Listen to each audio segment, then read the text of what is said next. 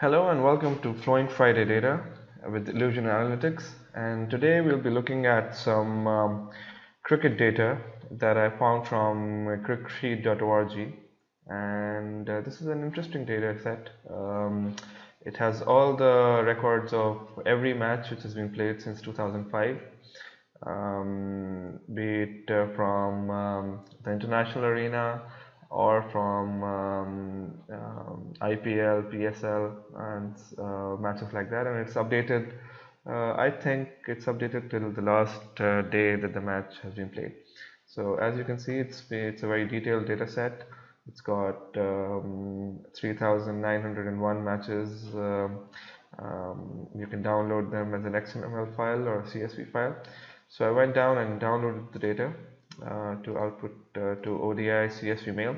So the analysis that I want to do today is for all matches which have been played in the international arena with the top 10 test playing nations of men. So the data, if you see it, it's a ball by ball analysis. Each CSV has a ball by ball analysis of one match. So this has got some 3,900 files, matches. Okay, so what I did was, since this data is too detailed, I only wanted to do an analysis on the top lines. I did not want to go into the ball by ball analysis.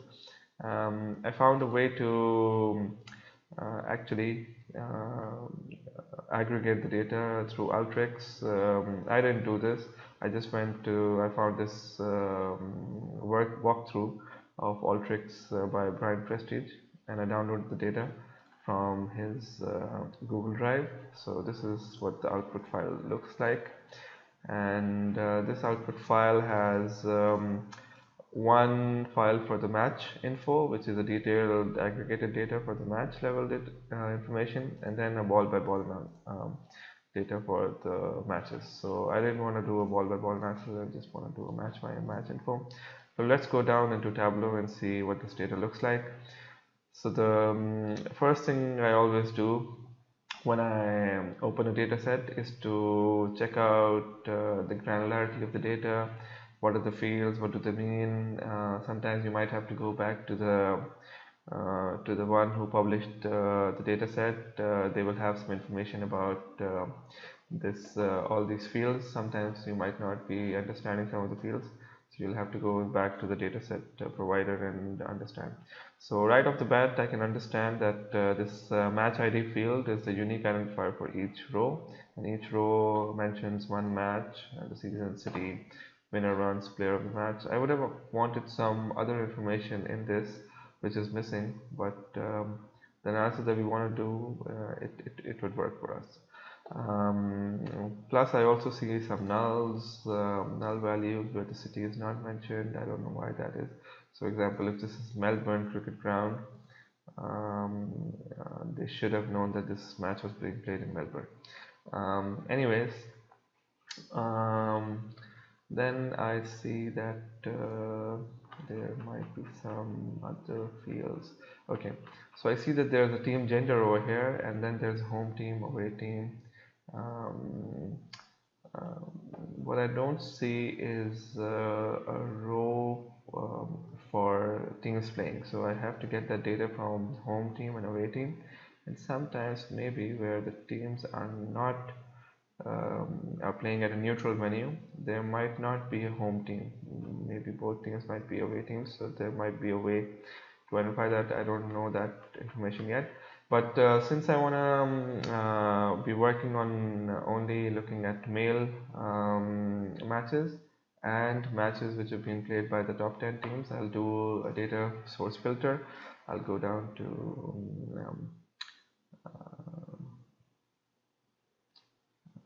team gender. Where is it? Team gender. I'll select male, then I'll go down to home team, and I'll select only the top 10. So top 10 teams, top 10 test playing nations. I know those from because I'm a huge fan of cricket, so I know which are the top 10 teams.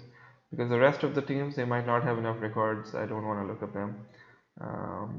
New Zealand, Pakistan, South Africa, Sri Lanka. Let's see if so we've got 10 selected. So these are the home teams, and the same we'll have to do for the away teams. So so you're only looking at matches which are played by the top 10 teams between themselves, not, for example, Australia Test playing nation playing, for example, Hong Kong. We won't have that information because there might not be enough records. It might just increase the size of our um, visualizations quite a lot. So South Africa.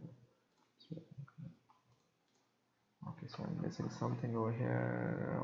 Australia, Bangladesh, England.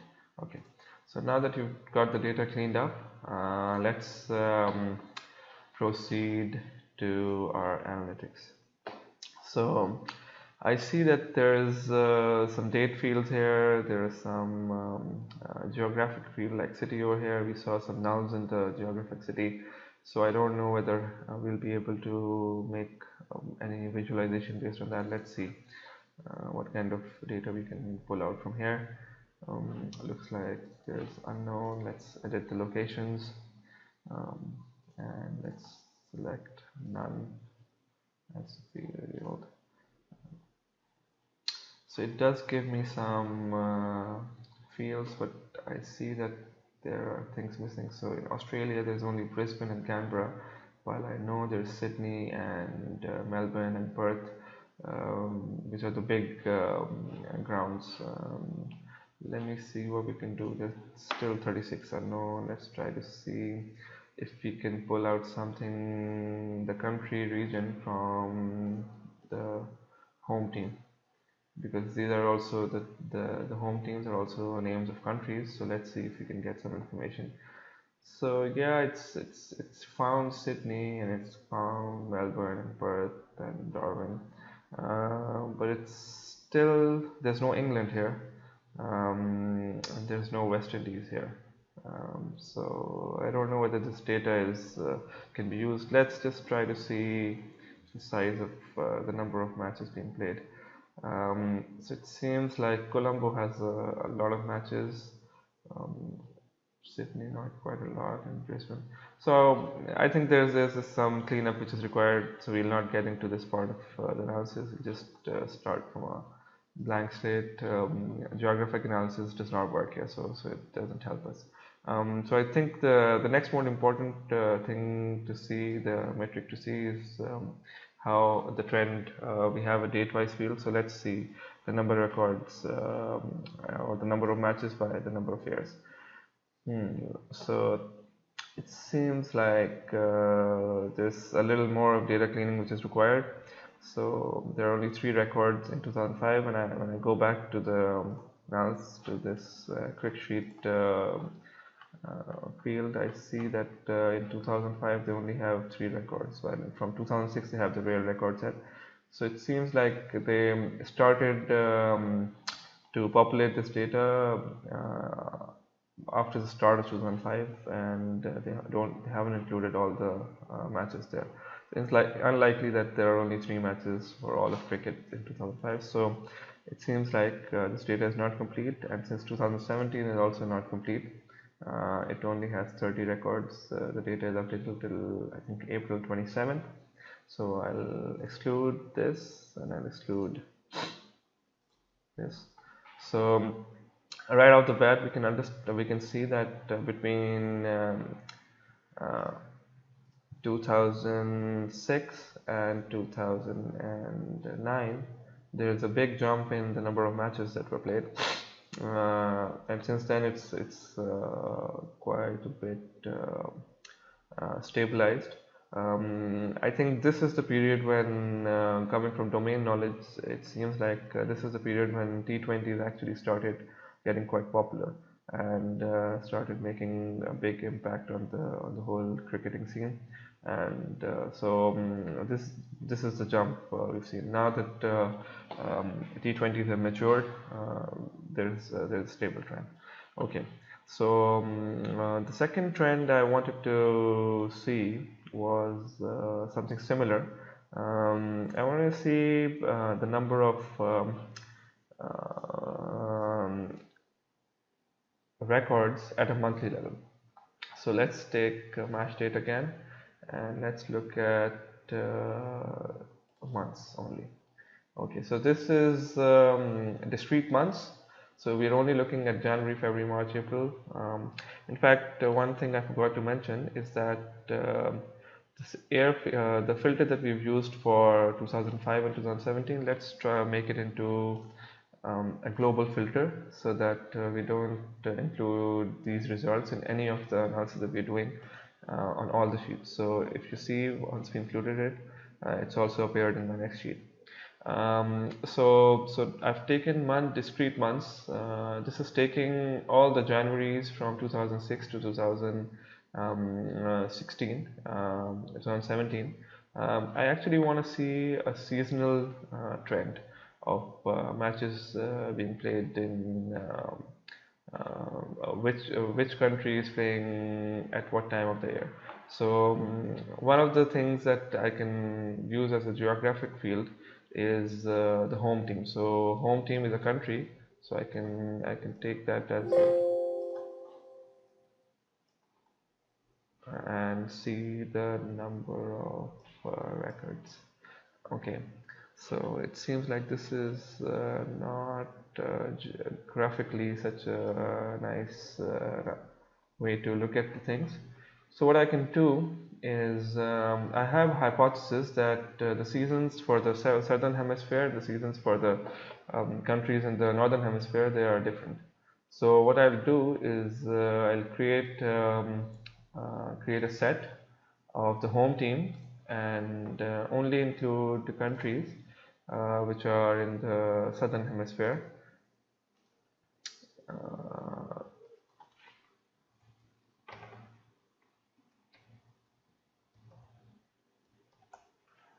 Just to test the hypothesis whether this is true or not. So I'll remove the home team and I'll include the record. So what it's telling me now is that teams which are in the southern hemisphere, Australia, New Zealand, and South Africa, they have a very typical trend that most of the matches they are either in between October, November, and December, or January, February, March. January, February, and November, December. These are the seasons for the teams in the countries in the southern hemisphere, while the seasons in for the northern hemisphere are pretty much stable. I think there's West Indies in there also. West Indies has it can play cricket any time of the year, but the northern hemisphere is more focused towards the May, June, July, August. So we know that the southern hemisphere has got summers in these seasons. So now the insight that we can gain from it is that cricket is more of a summer sport. So since winter is very harsh in a lot of countries, summer is the time of the year when cricket is played more often all around the world. Secondly, let's try to look at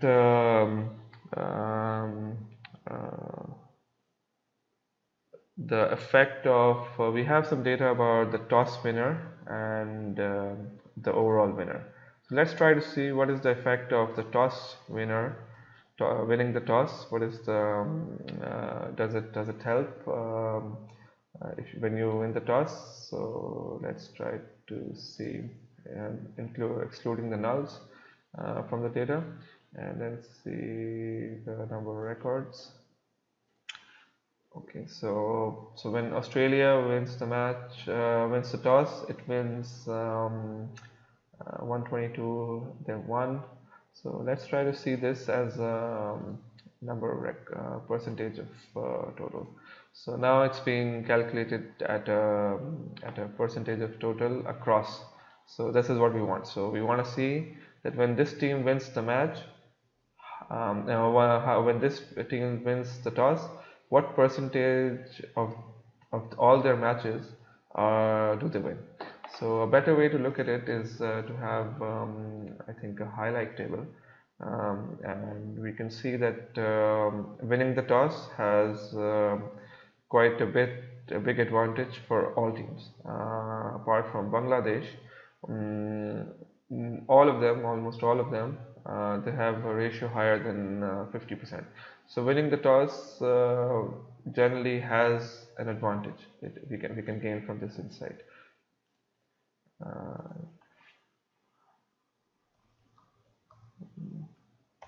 to, okay. Okay, so let's try to look at um, okay, so let's try to look at what kind of we have a field for home team. So what kind of advantage does the home team have on the win ratios? So we drag home team to here and winning team to here. Exclude nulls, and let's try to see the number of records. So let's make it into again a highlight table, and also see it as a percentage of total. Um,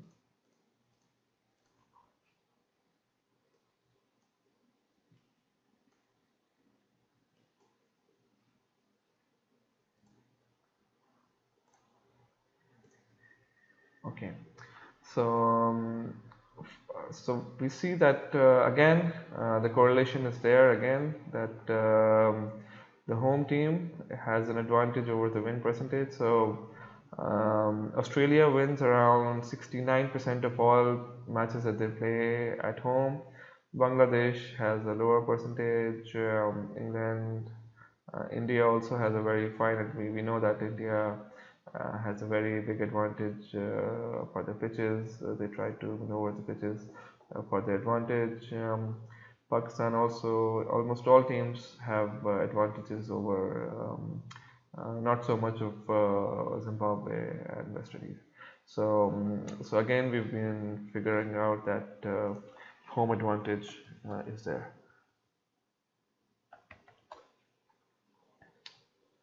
Okay, so let's also try to see the top 5 players who have been getting the most number of man of the matches. So player of the matches we've got there. There are quite a few over there. We will remove null again. And there's a big list of people who have been winning these player of the matches. So let's see the number of records here. And okay, so so basically we want to only include the top 5 players who've gotten a man of the matches in the last 10 years. So we've got all exclude, we'll have to include null. Let's go to top top. I think let's look at top 5 only. Okay, so we're looking at the number of records of some. So these are the players who've been winning man of the matches in the last 10 years, and Virat Kohli obviously is at the top. Let's try to see how this has changed over time. So we'll make this into a bar graph. Let's flip it, and in fact we'll let's see. Let's put the match date over here. So let's see how this how it has changed over time. So I think we can do this to see how these guys have changed over time. So if you look at, let's look at it as a bar graph because it's a discrete. Yeah. Okay, so between 2007 and 2016, AB de Villiers, we can also color them with the size. So we can color them by the size. Okay, percentage of total, percentage of total and compute using pane across. Okay. Okay. So we see that AB de Villiers had a very good 2015 where he won 6 man of the matches. But Mohammad Hafiz, he had a brilliant year in 2011 and he won 11 man of the, in fact 10 man of the match medals in 2016, 2011, and this is by far been the highest that any person has gotten in any of the years. Virat Kohli had an amazing few years. 2016 was amazing. 2012 was great. 2013 was also not bad. So we can see from here what these people have been doing. I think from a dashboard's perspective, we can probably bring in some few graphs. So we can bring in seasons. We can bring in the analysis for. We can move the graph. Let's fit this somewhere. Okay. Okay, let's see. It seems like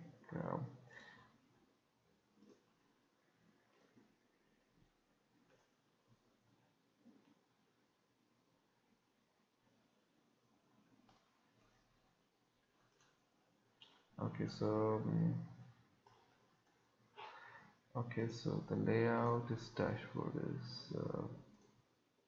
my screen is quite big, so I'll okay, so I'll take it over here. Okay.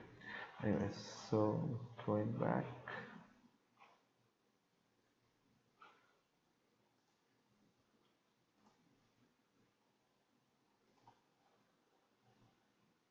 Okay, so this is to negotiate home advantage. Let's see the home advantage. Again, we will move the bar, and we will also see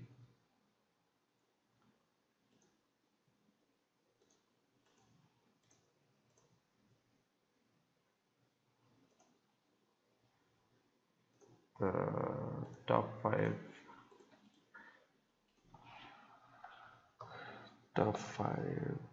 man of the matches.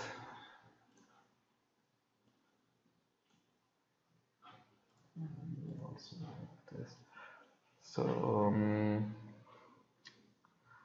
we can format these graphs as we want. It's up to us how to format them and then publish them to Tableau Public. So this was an analysis of cricket overall picture. Maybe sometime in the future I'll do a more detailed analysis of this data set. Thank you very much.